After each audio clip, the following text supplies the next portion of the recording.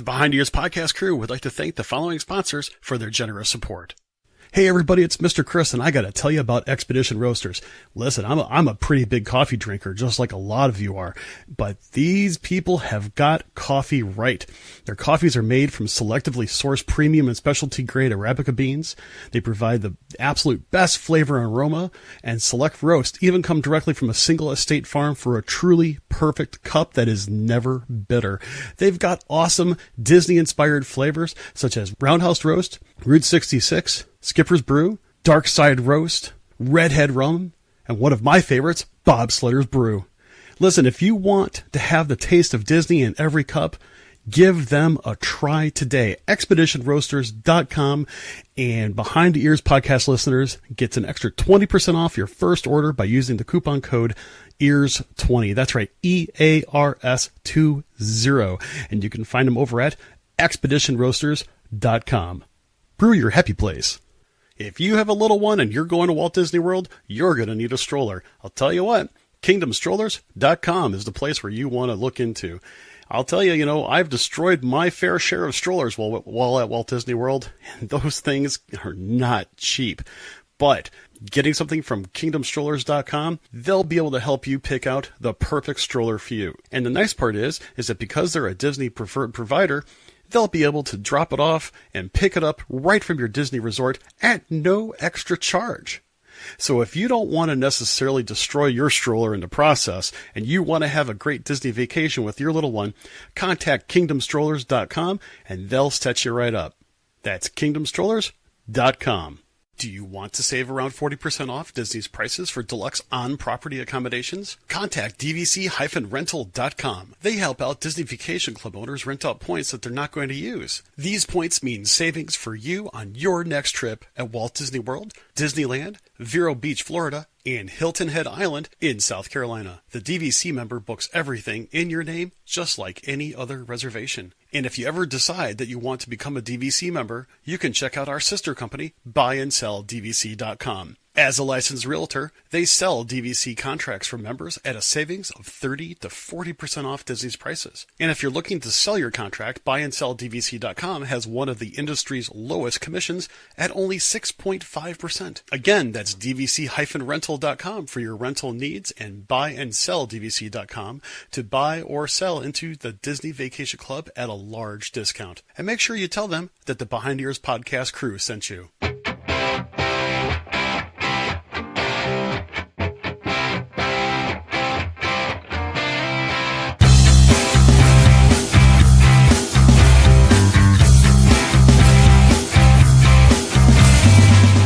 You're listening to the Behind the Ears podcast, because everybody does Disney differently.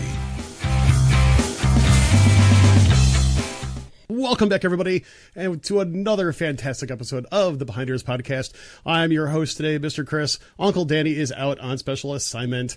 He's really sorry that he is not able to be here, but that is okay. We have got ourselves an absolutely fantastic show tonight, and we are glad that you are here. And we are coming to you live both over at Facebook as well as the Behind the Ears podcast YouTube channel. So I'll tell you what. Why don't we go ahead and just get right into it, shall we? So here's the deal. I'm a DVC member, and I know you guys probably, I don't know, I talk about it so much, I guess you guys are probably tired of even me talking about it, but I think it's one of those things where I really love being a DVC member, and it's one of those things where I think a lot of times we get some real good conversation from people in regards to DVC membership.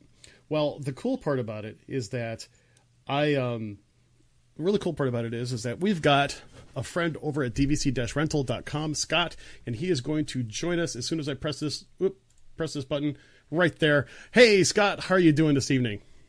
I'm doing well. How are you? I'm doing absolutely fabulous for a Friday Eve, as we keep on saying here on Thursdays. It is absolutely cool to have you with us once again. It's always great to talk to you. So for those of you who don't know, Scott is definitely an expert in this particular area when it comes to renting DVC points, which, by the way, is the way that I actually got hooked. And I really do mean hooked on the Disney Vacation Club. It was one of those ways where it's like I needed a big room. I was a trip with me, my 2 kids, my wife, and I had the moms with me. That's right. I had my mom and I had my mother-in-law with me. And I wasn't about to try to cram all of us into a relatively small room. And at the same time, I really felt like I needed to get a decent value. Now, a long time ago in a galaxy far, far away, and now probably since about 4 or 5 years before I became a member, I did this rental. And since then, to the time I actually got into the vacation club, it always kind of gnawed at me that I wanted to do this. And I figured that back then I dealt with a private party person, which means, let's face it, I really honestly didn't know whom I was dealing with. It was one of those, I mean, back then there wasn't too many choices out there. You kind of had to go off of, well, this was also way before Facebook. So you couldn't necessarily friend somebody.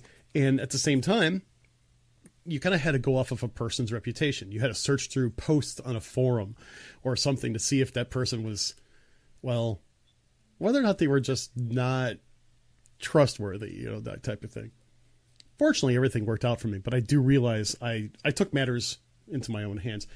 And Scott, with this in mind, let's go ahead and just kind of start us off. Why don't you go ahead and introduce yourself, your companies, as kind of a way to just get people to know you a little bit. And because I know we've got a lot of new listeners, a lot of new viewers that haven't met you before. Why don't you give us a rundown? Sure. My name's Scott Ferrioli. I own DVC-Rental.com. We're the longest running DVC point rental company in the United States. And on the resale side, if you're ever looking to buy a contract or sell a contract, we own the resale company BuyAndSellDVC.com. We've been doing the rental for approximately 9 years now. Resales have been around 3 years at the moment. We're one of the largest ones around, or the largest ones on Facebook. I mean, we're A-rated with the Better Business Bureau, over 7,000 reservations. So we've been doing it for a long time, never had any issues. It's always very safe. And I'd like to point out that Chris and I did not have any of this conversation beforehand, so I'm always kind of wondering what's going to happen and what questions that are going to come up. Did you see the post in that, I don't know why you mentioned this, did you see the post in that rental group yesterday where there was the one lady who got ripped off and like 10 other people came forward and got ripped off by the same exact guy? I did. Okay. It's kind of funny. It's kind of funny that you mentioned that. I didn't even think about that, but oh my gosh, I saw that. That's the worst I've seen. I mean, it's horrible. And I know that the OP in the middle of all this tagged the guy, and I think she got some of her money back. Oh, she did. But yeah, and then literally 10 other people came forward, and the same exact guy had ripped all of them off as well. And I mean, it's horrible, and you don't want to say it, but you have to be like, this is why people use companies like us. You might be able to go through somebody random on the internet, you might save a couple dollars, but I mean, you could end up with a story like this. And we've seen this many times over the years. We've dealt with a ton of people who have come to us after getting ripped off by somebody because they know it's safe. So I mean, it's a horrible thing to happen, but I mean, at least you learn about it and you go, this stuff does happen out there. When it's just a random person on the internet, they can very easily take your money. Whereas you've got a company who, again, is backed by the Better Business Bureau. And, if we ever ripped anybody off, it's going to show up on Facebook. We this is what we do for a living, so we never want anybody to have a bad experience. So we're obviously very careful with everything that we do, and we have a stellar reputation, and, we do our best. How did you actually get involved with, how did your company start and evolve into this? Because like you said, I mean, you're the longest running, company of this sort. And, there's very few people that actually do this with a very good reputation. How did you actually get started? I've always wanted to know because it's a very entrepreneurial. Yeah, I was working in Manhattan at the time. I did computer testing for a bank, and I used to listen to Lou Mangello's podcast, mm-hmm. and it was an hour and a half commute each way, and about three different trains to take.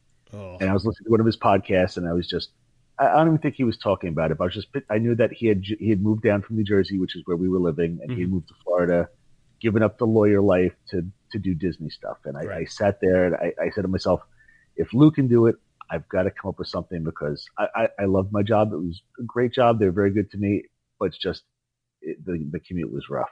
I remember those days. I commuted downtown Chicago for 13 years.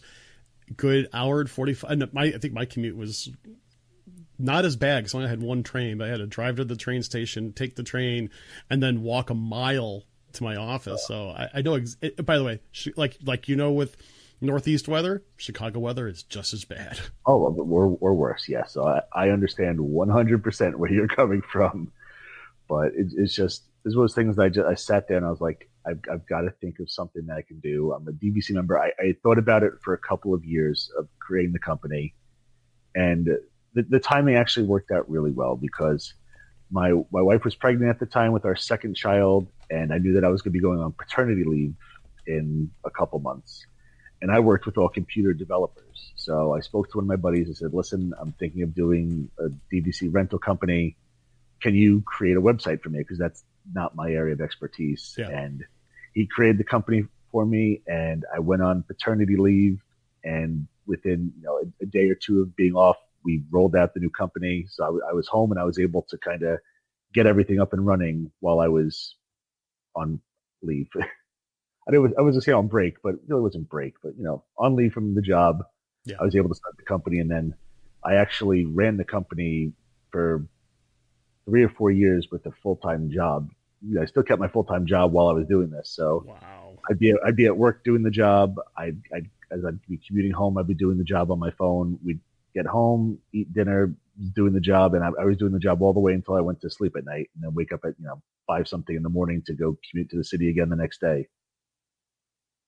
A lot. The thing is, I did kind of the same thing. Unfortunately, it was all like for one company, in the sense of trying to, because I did, when I first got married, I had no money. I had a lot of debt. I actually did some, moonlighting, side work, this, that, this, that, and the other. You go do your 9 to 5, and then you do your 5 to 9, and then you still have to get that commute home. And I still don't know. I think the first year and a half of my marriage, I had no idea what my wife looked like. So it's just kind of funny. But, that's, I'm really glad to hear that sort of thing. I mean, because it really is a really, it takes a lot. This is not just something that you build up overnight. People think that, anybody can do it. It looks easy, but that's what experience buys you, Yeah. I mean, we're still putting in a ton of work. As it went from just me to growing, and now there's 6 of us who work full time doing this. Wow, cool. And on an average day, I'll post stuff on Facebook. I'll be taking videos at a resort. I'll do something, and a lot of people think that everybody always writes back, "Oh my God, you've got the best life. I want to come work for you," and you don't realize I'm putting in 13-hour days, 5 days a week, and then on weekends I'm only putting in a 9-hour day. So only.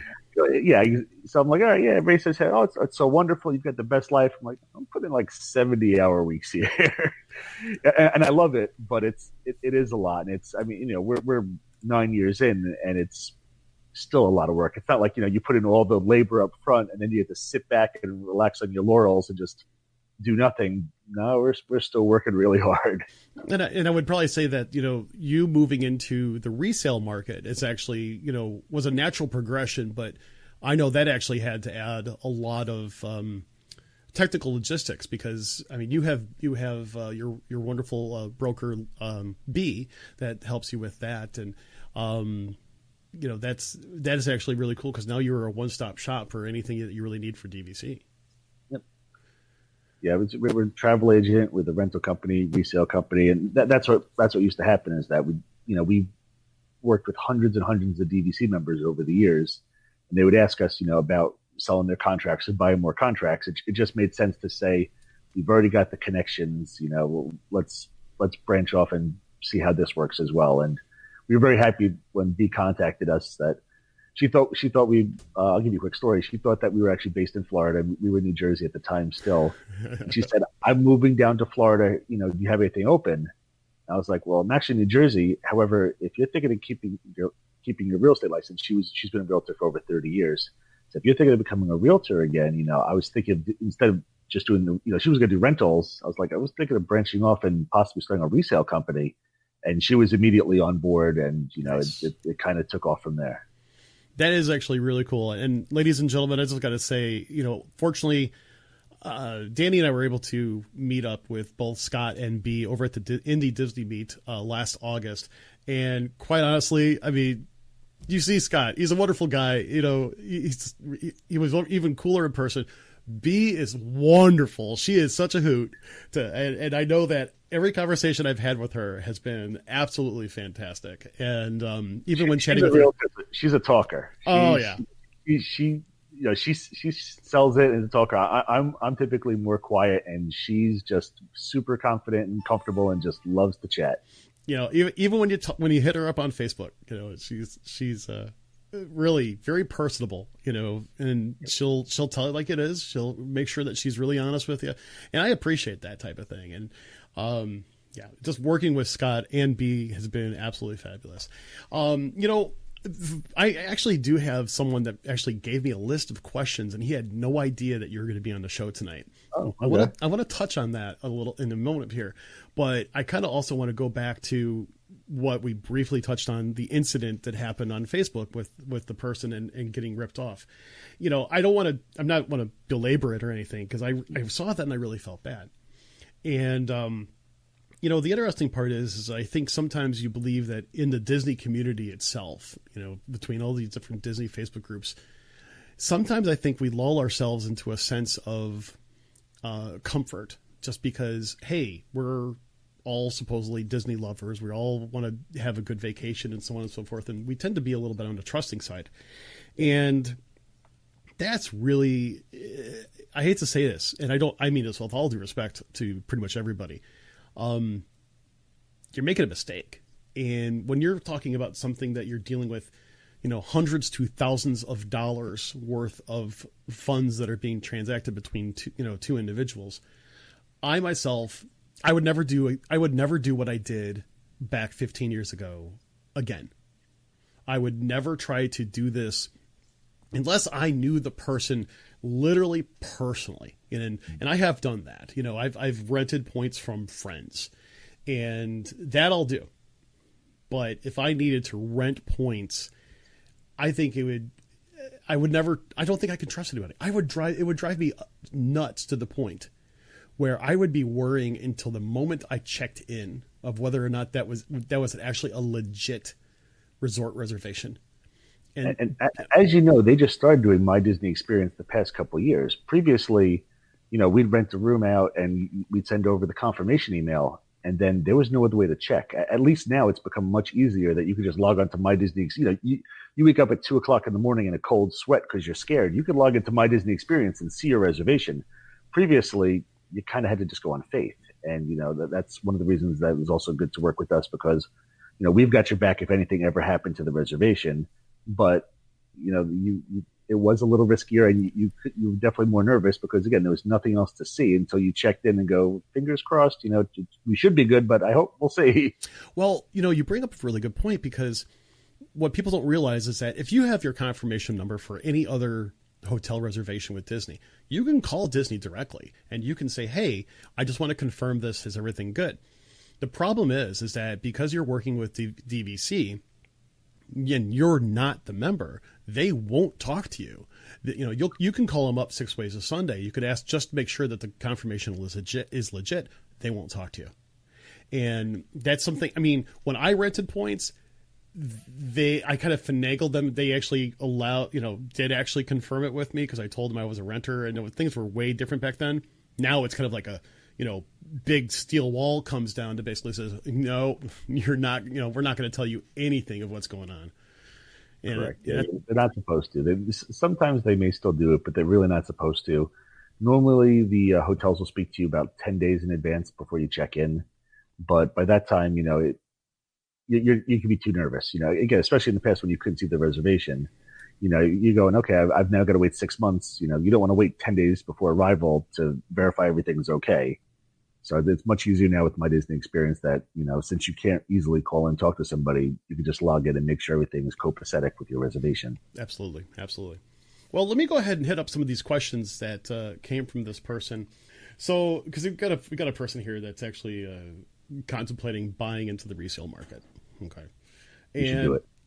Yeah. Okay. There we go. Question. Do it. Okay. Next topic. Done. Next topic. Dole Whip versus churro. So, I mean, this one was actually a really interesting question, and I really didn't know how to answer this because I think there's 6 ways a Sunday that you can do this type of thing. This person was contemplating buying in, multiple smaller contracts, kind of like feeding the monster, so to speak. And like one of the things I kind of advised was, consider whether or not they wanted to have all within the same use year, same resort, consider really what they wanted to do with their points, because you can do it a couple different ways. I don't think there's really a wrong way to do it, but I do know there are certain things that, example, our friend Chad over at My DVC Points podcast, he's got a lot of his contracts all with the same use year because he likes to buy the travel insurance, which covers everything under a particular use year. So no matter what he does, he's covered, which when he told me that, I was like, wow, that's a great way to, to consider buying, one particular use year. But when it comes to feeding the monster, as I like to call it, or dealing with add-on itis, what do you think about smaller contracts, starting small, adding on? What are some things that if you had a person to come to you guys about that, what would you recommend? It's definitely not a bad idea, because if you ever have to sell the contract as well, typically smaller contracts go for a higher price per point. Oh, okay. So instead of buying a larger contract, sometimes getting smaller ones will help you out going forward. But if you're buying in, you could if you're buying retail or anything, you're going to run into the same thing, that you may be paying a little bit more because you're buying small contracts. But they sell better on the resale market. It's definitely not a bad idea. I'm sure, as you know, a lot of people get add-on itis, and sitting there and adding on periodically as you go forward with life is definitely not a bad idea. A lot of different contracts, if you have different use years, it can be tricky. Having the same use year is going to help you out, especially when you're combining the different contracts to book one reservation. Sure. If they're all the same use year, it's very easy to meld the points all together. Whereas the different use years, you can use one contract to book a certain night, but then you use a different contract to book a different night. It's going to generate a different reservation number. I have a bunch of different contracts. Again, I've been doing this for a long time, so it's a little bit easier for me. Plus, also for our side, what's nice is that when you have multiple membership numbers, meaning that they're different use years, you can do a transfer in for each one. So, for our business, if we have to transfer in points for whatever reason, and if all of them were under one membership number, meaning they're all the same use year, we could only do one transfer in or out per year. But when you have multiple contracts with different use years, you could do one for each of those. So that makes it a lot easier that way. But the idea of adding on overtime is not a bad idea. I'm not a big fan of financing. I'm more of somebody who I believe that, you should probably, if you can, paying cash, this is a luxury item. Paying cash for it's probably a good idea instead of financing it. Oh, I agree. So adding on smaller ones, biting off what you're able to handle, personally, I think is a very good idea. And, buy a little bit where you're comfortable, where you're not overextending yourself. And then, if a year down the line, you say, hey, I've got some money again, add on a little more. I personally like that idea instead of, taking out a big chunk, financing it, and then paying a lot more over time for it, and, leaving yourself a little thin. So I think it's a great idea to buy on in pieces over time. And, the interesting part to that is also the idea that, you start off low with your annual dues. You start off with, a small chunk, associated with the contracts you have. You buy a little bit more, and then of course your dues will end up going up, or I should say the amount of dues that you will pay because you have more points. The nice part is that you ease into it, because unless for some reason, you know what your budget is going to be for, your annual due payment, it could be kind of a shocker. Some people may not realize, oh, wait a second, my 160 points at Saratoga is now going to cost me $1,000 a year. That's another, round numbers, $100 a month. I didn't really count on that. But if you start off with half of that, say you had 80 points and you're only paying $500 a year for your dues, hey, that's probably more palatable. And then later on, as income grows or as debt drops or something to that extent, you just add a little bit on and it eases into it, which I really do. I believe I did the 160 points right off the bat, even though I budgeted that first year. Still was like, okay, but I did it, and I put it back in the budget, and everything worked out fine. But I do like this. I do like the smaller number. Another thing I'll also mention is that we see it periodically is that people buy in, and then they say, you know what, I really like this other resort instead. So at least if you're buying in little amounts, you can try the different resorts, and you might say, you know what, I like what we did. I bought a bunch at Saratoga Springs up front. Found out I really enjoyed Animal Kingdom and Boardwalk. So I added on some smaller contracts so I could specifically use those for 11-month windows for those two resorts and not anything else. So, adding on small definitely helps out that way too, because you get to try different things and make sure you're not making a large purchase for something that you're really not thrilled with in the end. That's also a super point, because we didn't really have the ability to research DVC like people have the ability to now with social media, podcasts, etc. And, we were only pretty much given choices between Saratoga and Animal Kingdom at that time. And the interesting part was, and this is actually pretty funny, we chose Saratoga because it had, at that time, it's a little different now, at that time had the lowest price per point for annual dues. And because my kids have huge allergies, we were actually worried that Animal Kingdom with like the animals and stuff would have been an issue. Well, that ended up being a non-issue big time. We just had no idea. But we've actually, of all the resorts that we've stayed at with our DVC points, we've stayed at Animal Kingdom the most. So, like you said, it would be one of those cases of, well, if we really liked Animal Kingdom that much, maybe we should have just added on to Animal Kingdom, which would have been better if we would have started smaller. Excuse me. But we didn't know any better. But now something like that, you can actually be more flexible with the points that you have and the points that you buy. I really do like that idea. You know what? I'm going to go ahead and I'm going to throw this question out here. This is, I'm reading this and I want to, mainly, it's not really, well, it's kind of a question, but I want to make it more of a clarification point. Heather basically writes, so I heard that if one resort raises how many points per day room, then another resort must lower their points to balance out the points. How does the new DVC resort affect this? Heather, let me go ahead and help debunk a little bit of that. It is true that DVC does actually readjust points once in a while, but it's per resort. But here's the deal. For every resort, there is a finite number of points. There's a defined number of points that are involved with that particular resort and that particular resort alone.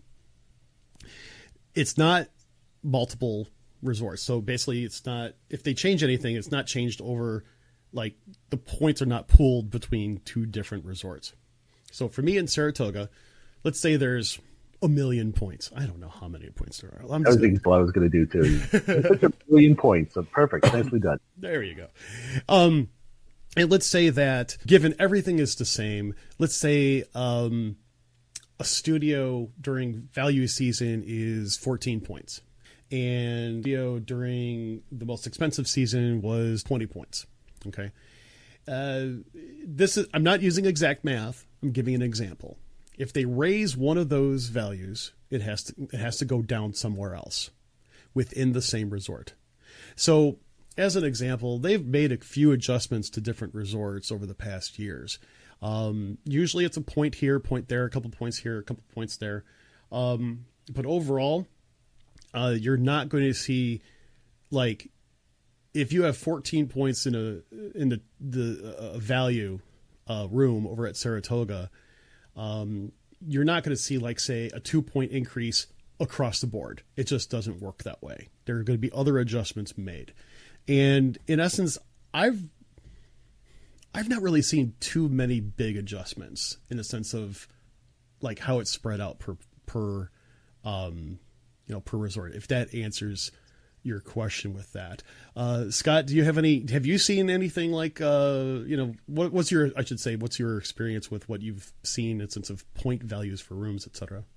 I mean, it's been pretty stable over the years. A couple years ago, it used to be during the week was a lot less expensive than staying on a Friday and Saturday night. Right. So everybody was staying Sundays to Thursdays and not doing the Friday and Saturday night. So they adjusted it where they made the Friday and Saturday a little bit less expensive, and they increased 1 point per night, during the week. But yeah, as Chris said, there really has not been much fluctuation at all. And anything that they add somewhere, they need to take away from another room. So there's no way that they can just keep adding up prices. And people always are worried about that. Over the years, what happens when the points keep going up, and they never can. They can reallocate them throughout the resort, as Chris mentioned, but there's no just raising prices across the board. They legally can't do it. So, and there hasn't been too much change at all. And I think, speaking of legalese and stuff like that, it's like DVC can't oversell their points, because it's, actual, deeded contracts, et cetera. If there is 1 million points, they can't sell 1.1 million points worth of stays. So that is, sometimes people have said, oh, if they would stop overselling the resorts, it can't be done. Just legally, it can't be done. So I think a lot of those times it's, if you have a question, especially when you want to go buy, on the resale market, you need to talk to someone like Scott, who has a really good understanding of it and could really blow away a lot of the misconceptions. That's a real big thing. You got to find somebody outside of social media, basically, in order to really have a good understanding of, what it's going to take. Speaking of what it takes, there's another question from Marissa. It's actually a really good question. And I have some thoughts to it. I'd like to hear your thoughts to it as well.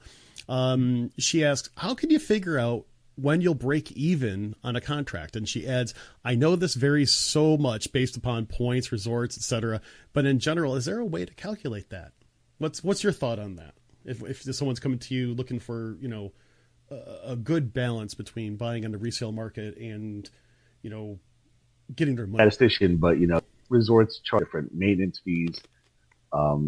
Typically the good rule several years ago, my rule of thumb was it seemed like if you bought resale, the break even point was probably around 6 or 7 years. I think maybe it's, as prices have gone up a little bit recently and maintenance fees have gone up, it is possibly a little bit more, but it really depends because, there are some resorts that you could like Bureau Beach, where on the resale market, you could buy in at $50 a point versus, Grand Californian, which is the most expensive resort, which is typically sells in the $180 to $200 per point range.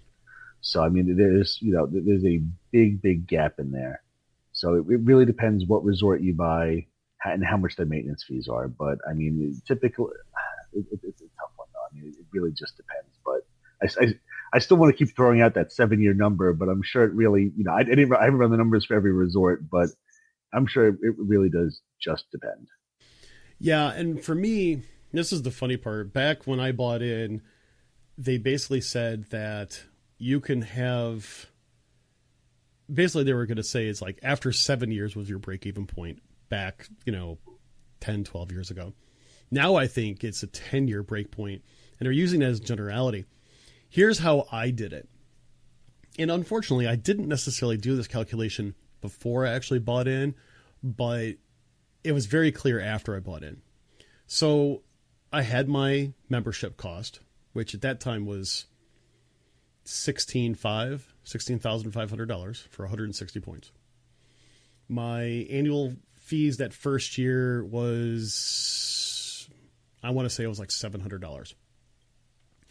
So the interesting part is that they also gave me like bonus points and stuff like that because I bought direct. And what I ended up doing is that I would basically take and log how much my stays would be if I actually paid cash. And granted, there were a couple of stays that were really, really over the top. One of our first stays, we actually stayed at one of the grand villas over at Jumbo House. And, keep in mind, this is a villa that was larger than my house at the time. In fact, it was like literally twice as large as my house at the time. And, we figured out that room alone for the stay that we stayed was close to $5,000 if I was going to pay for it out of pocket. Now, that is a one-off, but it was just one of those things. And we kind of figured out how much we were spending on rooms in general. And for us, and I think it was because of all the bonus points we got, it ended up being about a 4-year break-even point. It was 4 years where I felt like I put enough money, or I saved enough money, or I should say it was reallocated to DVC rather than buying a regular room. So within 4 years, I felt like I was spending, $16,500 plus 4 years worth of dues. I was pretty much at the same cash price wise for equivalent rooms. Now, everybody does Disney differently. As I say, go lowest common denominator, your home resort, and you're going to use all your points. You're not going to necessarily rent anything out or this, that, and the other. You'll eventually be able to, come up with an idea. And I think, Scott, you're kind of hitting it on the head. It's somewhere between 7 and, around 7 years now, if on a general average. It kind of depends. It's a lot longer now that the prices have actually gone up, unless you buy in a resale market, which, right now Saratoga is going for just a little bit more than what I paid for it. So if you kind of consider that, you may still have a 7-year break-even point. Your mileage may vary, taxes not included, void or prohibited by law. So it's something just kind of take into consideration if you're looking for that break-even point. One thing to consider also is that a lot of people just consider the break-even point, and something that they don't touch on. And I have a feeling you might be the same way as I am on this one. Is it's not just also a break-even point. You're staying in rooms that you probably wouldn't have stayed in before. A lot of people sit there like, it's your break-even point, but you're paying more. You weren't going to stay in that level room. But again, I'm staying at all these resorts that I dreamed about. I sat there and I was staying off site, and I was going past Boardwalk, and I was going past Grand Floridian. I was like, oh my God, I'm never going to stay here. I'm not paying $800 a night to stay at Grand Floridian. Now you can, because now it's a lot more reasonable. So not even the break-even point. Again, I won't put words in your mouth. Personally, I'm staying at resorts that I could never even consider before, and now they're obtainable because they're at a normal rate where you go. They're still not cheap, but you're sitting there going, okay, I could do that. It's not an $800 a night room now, So it's being a DVC member has not only saving money every year, but you're staying at a different level that you probably wouldn't have touched before. You would have cringed when you touched it before. Now it's like, it's completely different. You're certainly not putting words in my mouth, because that is exactly the way I was kind of thinking it. Because it's like but at the same time, we stayed at value, we stayed in moderates, we stayed in deluxe, and the fact of the matter is we kind of got spoiled. And as much as we like to go, I know people that said, you know what, I'll never do this. I like Pop Century, and I'll always stay at Pop Century. Like, okay, fine, great. That's not really a problem. When we actually bought in, it was at the point where we already stayed at the Wilderness Lodge like 3 times. And it was like, okay, we're kind of spoiled. And yeah, I'll admit, people who've watched us for a while will recall me saying, I am a hotel snob. Simple as that. I'm on vacation. I want more, type of thing. And so it just made sense. Now, I still stay at the value. I still stay at moderates, and I stay at other deluxes. But kind of like we said, I would never have been able to stay at the Grand Floridian. My wife and I were talking about that. It was a trip that we did 2 summers ago. And I never thought I would be able to stay there, let alone I never thought I would fall in love with that resort. It was one of those things where it's kind of like we always felt a little uncomfortable going into the Grand Floridian. Staying over at the villa side, it was so peaceful. It was so wonderful. And the cast members there were just absolutely fantastic. Is that your favorite resort? It's not my favorite resort. What is your favorite resort? If I had to choose my favorite resort, I'm going to say it's Animal Kingdom. And but here's the thing. My family would definitely would probably say Animal Kingdom. And I would also say that I have a special place in my heart for Wilderness Lodge. And I think part of it is because I could sit in the lobby of the Wilderness Lodge, the main building, and I could just feel the stress going away.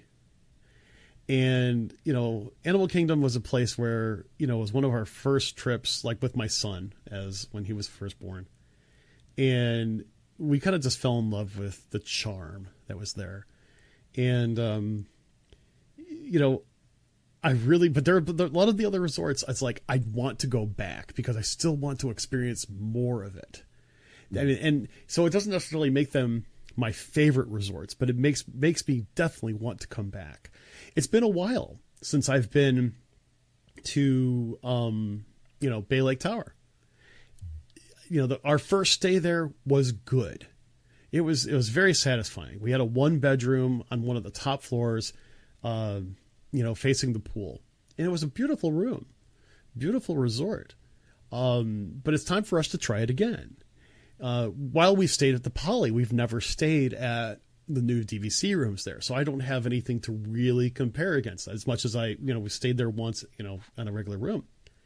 And actually when we stayed there, we actually stayed in concierge, it was a little bit of a splurge. It was literally one night, and it was because my daughter graduated and she was like, I want to go to the Poly. And we're like, okay, we're going to go to the Poly, and here we're going to do something special for you. Saratoga's our home resort.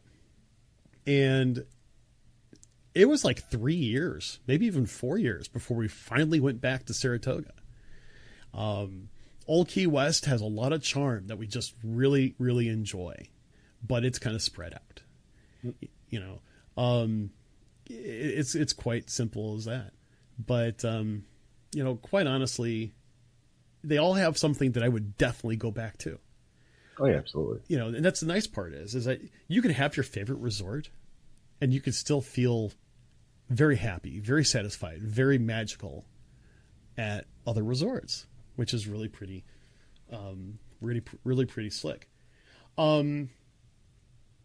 So let's see.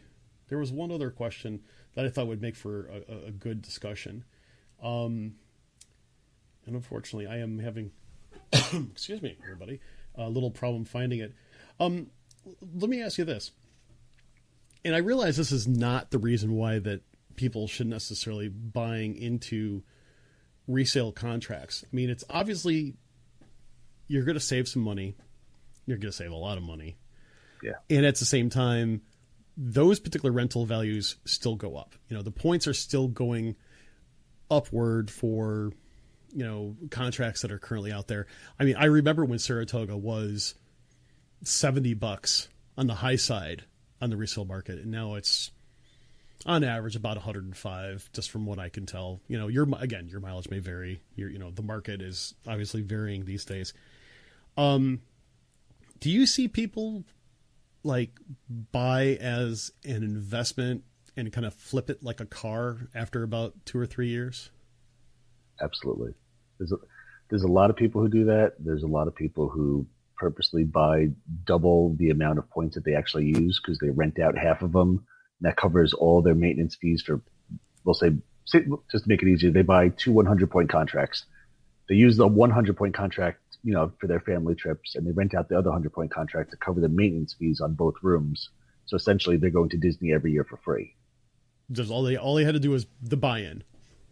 Yep. And exactly. Buy-in and the maintenance fees are completely covered, and they'll do that. Or there's money to be made. It's like any market out there, and especially with the way the prices have gone up, there's a lot of people who do buy and flip contracts. That's interesting. I never would have really thought about that. And then again, I guess you could say my luck, I would like say, okay, I'm going to buy this contract. I intend to keep it for a few years, probably sell it off. I'd be the one to just keep it. Oh. Yeah, it's probably why I don't have. It's probably why I don't have a lot of cars either. In my driveway, it's like, I'm going to buy this 1985 Buick because it was cool back in the day when I was in high school. I'm going to go ahead and sell it after a little while after I use it and basically have a car for free 10 years later. This is one of those. It's one of those things. Hey, out of the new resorts that are coming in between Riviera and the one that they're literally actually starting to clear ground, not necessarily break ground, but clear ground for over near Fort Wilderness. Out of those two, what are you excited to see what they look like and what they have to offer to the DVC resort family? Definitely. I mean, anytime there's something new, it's great to see what they're going to come out with. I've seen, kind of models for both resorts. I've actually been over to Riviera and I've taken photos of the work that they're doing on there. I'm not as excited about that one. I'm not sure. It's hard to tell because, I'm sure Disney's going to do something magical with it. I'm sure it'll be a great resort. But so far from what I've seen, it's been a little lackluster. So I don't know. The other new resort, though, should be interesting. I'm drawing a blank on what the name is right now. I can't remember. It's Lakeside. Yes. It's like, sorry, wow. I'm looking at my wife, panicked. I'm like, would you, I'm on the spot. I'm in here. I'm snapping at her. She's got her headphones on. I'm going, would you look over here, woman? Yeah, reflections of Lakeside. Yeah, I just saw the rendering of that one the other day. That one looks interesting. I'm still not sure what they're going to do. Some people are speculating that there's going to be a lazy river right there in the front of it. I mean, that one's on the water. It looks interesting, whereas Riviera doesn't do much for me right now. Again, maybe it's going to be beautiful. I don't want to judge too quickly on it. Sure. From what I've seen, it hasn't been that special though. Every resort kind of has something special normally about them. Riviera, not as much at the moment, but again, it's Disney, so I'm sure it's going to be great. But right now, not super excited. But I'll obviously check it out because you can. Yeah, I mean, it's really interesting because it's like the Riviera. The last, when I saw it, it was like, wow, it looks like just a really large, single building resort. And how that's going to end up being, DVC villas is actually going to be quite interesting. That's the thing. It looks huge. Disney's saying there's only like 300 rooms. How can that be? I don't know. I'm pretty sure that's the number. I looked online because I went there a couple weeks ago and I took photos, and it looks pretty massive. It's one giant building. I was like, man, this is going to be a lot of rooms. And then somebody said, yeah, it's only 300. I went and looked online. I'm like, they're right. How is this only 300 rooms? I don't get it, but I mean, it seems like a pretty big resort. And to kind of add to that, I mean, granted, how some like grand villas, they're 2 stories, that's double floor type of scenario, with the exception of Jumbo House right now, where their grand villas are one big gigantic floor. That's the only thing I can think of is that if they've got 2 bedroom non-lock offs that are available that are taking up massive real estate, width wise, and maybe even grand villas, same thing. Cause you think most of the grand villas are, in excess of 1,500 square feet.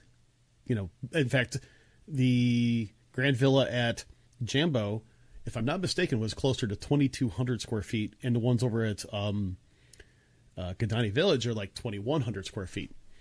And now granted, don't quote me on that. It's roundabout figures. I'm using mental math, but, yeah, I'm a little surprised it would only be 300 rooms. I was thinking at least a 500 room resort. Yeah, I would think so. And also they're introducing these smaller rooms that only sleep 2. So you figure they'd have a lot more rooms than what they're saying right now. So I don't know if the numbers are off or if we're missing something, or if this be a lot of larger rooms, but it looks big. It definitely looks big. Not just smaller rooms that sleep 2. Smaller rooms that sleep 2 from a trundle type bed. Correct. I don't know what I think about that. I mean, granted, last year we stayed at a car suite over at Art of Animation, and my son-in-law to be actually slept on the pull-down bed. And he said it was actually pretty comfortable. And I laid down it, and it wasn't bad. It definitely was a step up from a regular sofa. But that being said, I still can't see. I'm a big guy, and my wife's a regular size woman. I don't see that working out too well. I mean, granted, you got to say to yourself, okay, do I want to make my wife happy, or do I want to save on the points? You got to think about that really long and hard. So it's just one of those things. How do you judge that? And it's gonna be really interesting to see what the first reviews are in that room. To be honest with you, I'm so intrigued to see what the point values are going to be for this resort, because as you know, Disney hasn't released them yet, and you're going, all right, a value view at Animal Kingdom starts at 8 points per night. What is this room that sleeps 2 going to start at? Is it going to still be 8+, or is this going to be a room that comes in at 6, where which is a really cool value if there's only 2 of you in the room, or if you're doing a solo trip. So I'm just so intrigued to see what they do points wise for this resort. And I'll be honest with you, my wife and I tend to take smaller trips, just she and I, and I see us doing that for the next few years at least. Mainly because I'll admit it. My son goes off to summer camp with his Boy Scout troop, and we're like, hey, he's out having a good time. My daughter's out in college. It's time to go and back to Disney for a few more days. And, and sometimes we only have a few points left. Like, for example, right now we have 6 points left in our account for our current use year. Now, you can't really do anything with 6 points. If I wanted to borrow some points from next year, really not a big deal. We do it all the time. But I'm using your 6 point example. It's like, wow, that could be one room or, one night there. And, if I had 12 points, that'd be 2. I mean, right there. But yeah, I would almost feel. I don't see them coming in that low. I would hope so, but when you sit there, you go, the values are 8. I'm like, this is sleeps 2. It should be lower. I have a feeling Disney's not going to do that, but that would be nice, because that would be an interesting option where you go, that's a great way to stretch your points if if you're running low. But did you happen to see? And I would understand if you didn't have any clue with this. How many of those rooms that are actually going to have? I have no idea. Okay, I didn't know if you saw anything. I think I saw something several weeks ago, but to be honest with you, I don't remember the numbers. That's not a problem. I was just kind of wondering, just for the sake of conversation, because I know the value rooms at at Jambo House, they're very limited. They're very limited in the sense of availability, and they're really hard to get. And I've stayed at one of them for a week, and it was fine. It was a little crowded with 4 people, but it wasn't too bad. And on the same trip, we actually added an extra day at the last minute, and it was a regular deluxe villa with a Savannah view. And yeah, I really noticed those extra 3 feet at the other end of the room. I was going to say, it's only 3 feet longer. It does add up a little bit. I've seen the values a couple times. I like them. I have little ones, and they're getting bigger now. They're 11 and 8. But when we've stayed in the values before, they were, like 6 and 3, or one of them wasn't born yet. So we've done it a couple times. And I like the value views. It's an amazing value if you're able to get them. They're tough, as you know. Absolutely. Well, I'll tell you what, we're getting actually towards the top of the hour. Let me go ahead and just read off some of our comments from our viewing audience right now. Hopefully they're nice. Oh, they're very nice. Mary basically says she loves the Grand Floridian. She thinks it's absolutely awesome, and she says that her favorite restaurant is there as well. Marissa basically says the Wilderness Lodge is my all-time favorite. The lobby is incredible, and I have some great family memories there too. Let's see. Heather made a comment. It's so far, referring to some of the rooms. She goes, we stayed in Kidani last year with Savannah View, and it was gorgeous, but again, so far away. It can be long hallways. It can be. It's surprisingly. One time we actually did the Grand Villa. It was with, as I mentioned, it was with my mom and my mother-in-law. My mom had a scooter. I'm glad she did, because she probably would have passed out halfway down to get to the room. It was really far. It really was far. Let's see. Heather also mentioned that at BLT, she met Peter Pan and Captain Hook at the community hall last year. I thought that was kind of cool. Heather is making the question, is it true the Riviera will be the most expensive DVC yet? What's the draw? It does not have the monorail, a walkway to Epcot, or animals like Animal Kingdom. I don't think it's going to be. It probably won't be. The thing is, prices are just going to are going up naturally. I don't think it's going to be the most expensive. I can't picture it eclipsing Grand Floridian or Polynesian on the Walt Disney World side. There have been rumors in the past that's going to open up around $188 a point. I don't know if that's still the case, or maybe there'll be an introductory rate and then it'll jump up around 200 or so. But Grand Floridian and Polynesian are all already in like the 220s, 230 range direct to Disney. So I don't think it's going to eclipse those. It's not going to be on the cheaper side, but I don't picture it being one of the most expensive. Yeah, I have to agree. And also at the same time, what I'm really interested in is seeing what their points chart is going to look like. Because I think once you buy, this is just my take. Once you actually have your contract and you're a DVC member, the expensive resorts are the ones that take up the most points for your stay. So, Saratoga is, very moderate in the points wise. Obviously staying at the Grand Floridian, to us, it's expensive points wise because, 5 or 6 days will take up, all of our points that we have for the whole year. Whereas if we stay at Saratoga, we're going to get 2 trips out of it. Kind of a different way of looking at it once you're a member, and the cost are your number of points that you have. It's just a different way of looking at it. So we'll have to see how that actually turns out. Let's see here. Any other really cool comments from people? I want to make sure I get some of these things. Alex mentions, hey, you still got to pay the maintenance fees. And you know what? He's absolutely right. The nice part is, though, is that, once my Breakeven came into play, the way I see it is this. For what I pay in maintenance fees, I get 1 large or 2 smaller trips at a deluxe villa at what is in essence less than current discounted rates at a value. That, in my opinion, is how I see the savings. It's just really solid in that manner for me. Taking into consideration, like rooms at All-Star Music are $150 a night. Yeah. They've gone up dramatically. They've gone up dramatically. I mean, yeah, sure. Every once in a while you're going to be able to find an $89 special or something like that, but those are far and few between. Oh, very much so. We used to go, $59, $69 relatively often in the past. Now it's well over 100 every single time. All the prices at Disney have gone up a lot, especially the values. Oh yeah. I mean, it's quite a bit, and people don't realize that.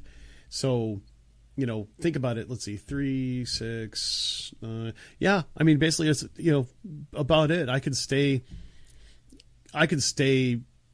depending on what kind of room I'm in, when I actually stay, I could stay almost, somewhere between 8 and 10 nights at Saratoga for my point value, which is about equivalent to, slightly discounted rate on a value, again, depending on when you go. It's a good comparison, good way to think of it. And I suppose if I had the same money and I had to choose between a value and a deluxe villa resort, there is no comparison. And I hate to say this, my son has turned into a hotel snob as well, because he's like, Dad, I don't really care to stay at the values. I will if we have to, but I really don't care for them. And I said, well, why not, John? He goes, because the door hits the bed. I was like, can't argue with that, my son. Can't argue with that. We used to do all values before I became DVC. To be honest with you, I've never even stayed at moderate. It was all off-site. Then it was when we started doing a little bit better, we started staying in the values. And then we bought into DVC. And I went back to after we stayed our first trip DVC, they had a great promotion for free dining at the time at Pop Century, when you used to get the full dining. And my wife and I went back to Pop, which we'd stayed at many times, and we said, we just can't do this again. It's just, rooms are smaller. The beds were all, now some of the rooms are getting king beds in them, but it was all double beds before, so you weren't even getting a queen bed. And truthfully, I have 2 little kids. I love kids, but it's different clientele at Pop Century. There are kids everywhere.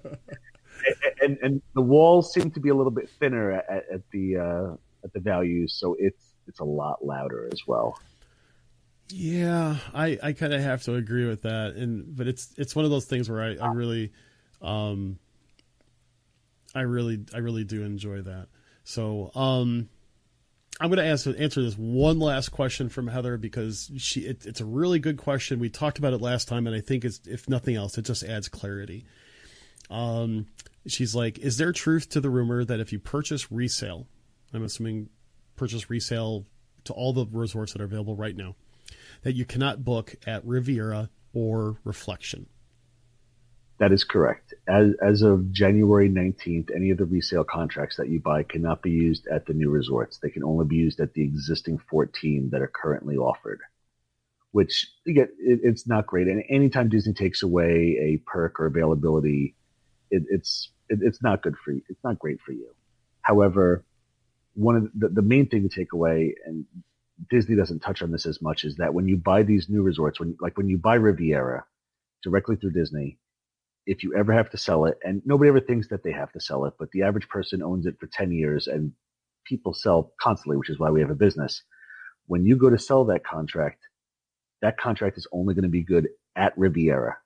There is the other 14 resorts you cannot stay at with that. So if you buy a brand new contract at Riviera and they say they're opening it up at $188 a point, if you ever have to sell that contract, it's going to be pennies on the dollar, and it's going to be a complete mess when it happens, to be honest with you. So it's tough. I mean, I wish Disney had done that with, I don't know. I don't like that they're splitting this off kind of. They're kind of making it almost like a DVC 1, the original 14, and DVC 2 is going to be Riviera and anything that comes after that.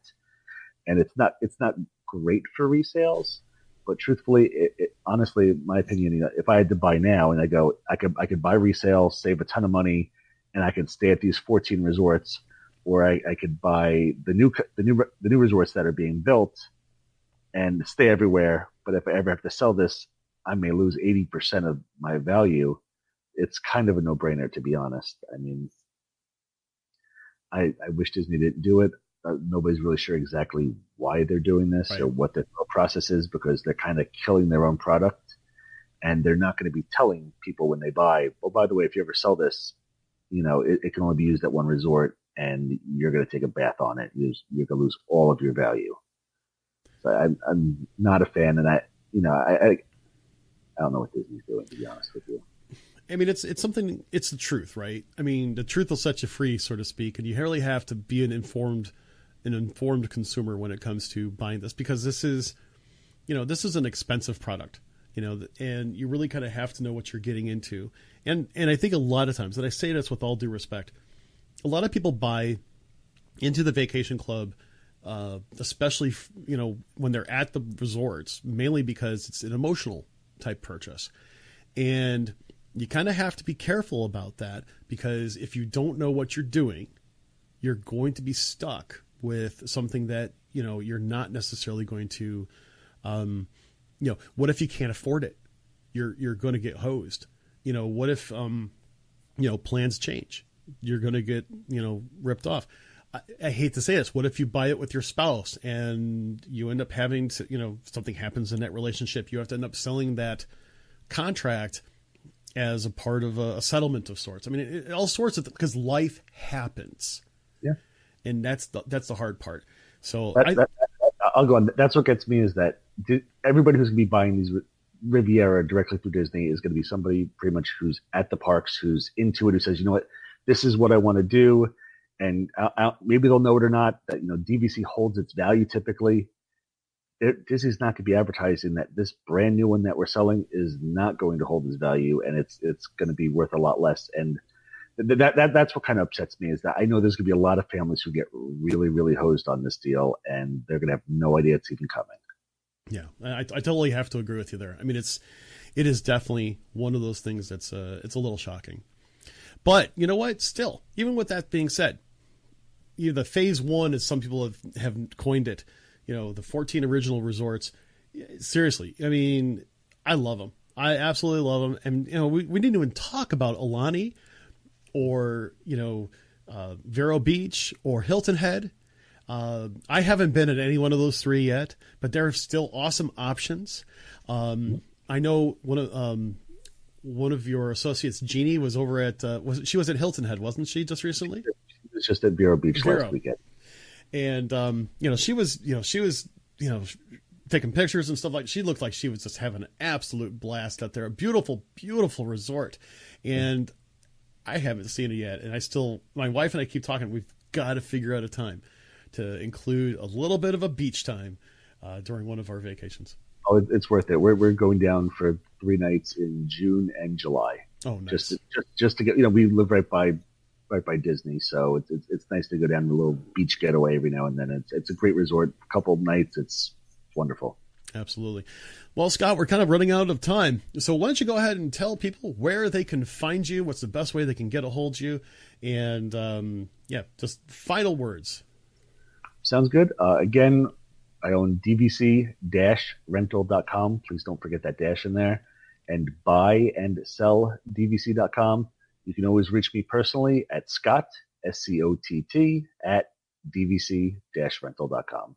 I'm all over Facebook as well. Please look for me as well. You can't kind of miss me. I'm pretty much all over, sticking my face in places it probably shouldn't be.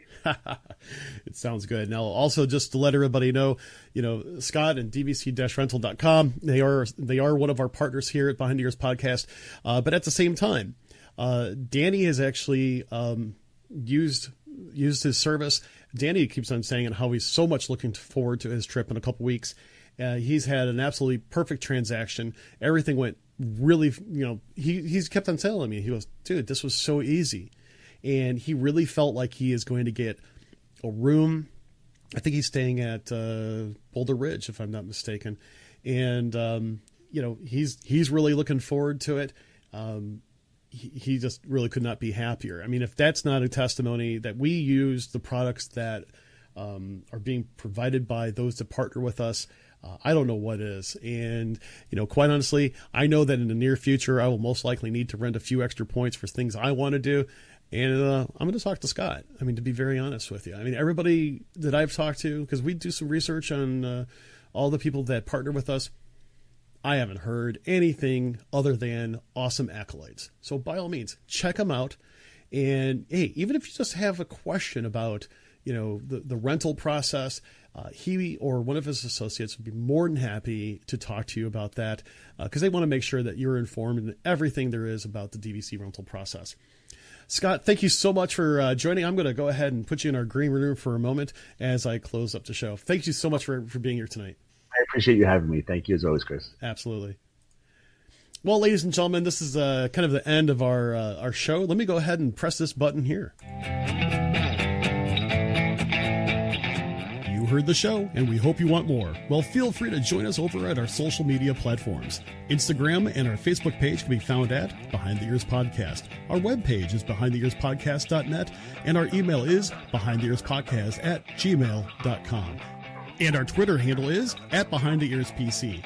And come and join the conversation about all things Disney over at the WDW community page. Don't forget to rate and review the show over at iTunes or Apple Podcasts, as it really helps us get the word out about the show. Also, don't forget to subscribe to the show on iTunes or Apple Podcasts or the Podbean app.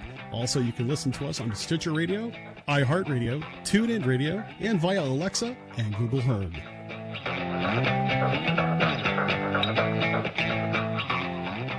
All right, that concludes this episode of the Behind Ears Podcast. Thank you, everybody, for joining. I'll tell you what, I know Danny is missing out on a lot of fun here, but he'll be back next week. Well, you know what? As we always say here, it's Friday Eve, and we really do hope that you enjoyed the show. Thank you so much for joining us. We can't wait to talk to you again. And by all means, until we meet again, we hope you have an absolutely magical day. Take care.